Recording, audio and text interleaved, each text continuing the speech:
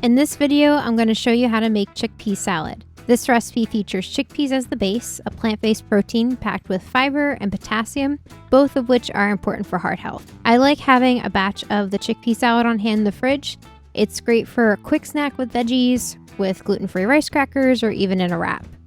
Some of the base ingredients I always use are 2 teaspoons of lemon juice, 2 tablespoons of nutritional yeast, and 2 tablespoons of vegan mayo.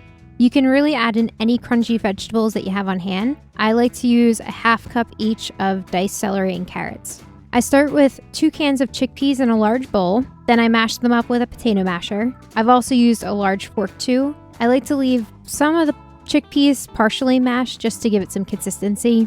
Once mashed, I add in the vegetables, and some other vegetables I've used are things like broccoli, snap peas, or even peppers. 2 teaspoons of lemon juice. Then I season to taste. I generally add about a half teaspoon of onion powder, teaspoon of parsley flakes,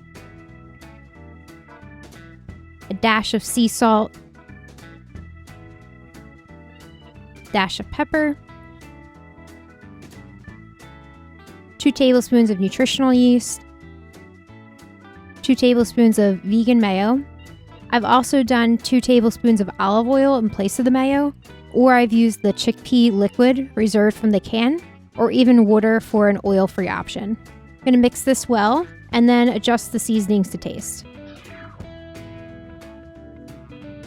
I like to serve the chickpea salad with some celery or some gluten-free rice crackers, or even just eat it as is. So try the recipe out, leave a comment, let me know how it goes for you. Subscribe for more gluten-free vegan recipe videos, and thanks for watching.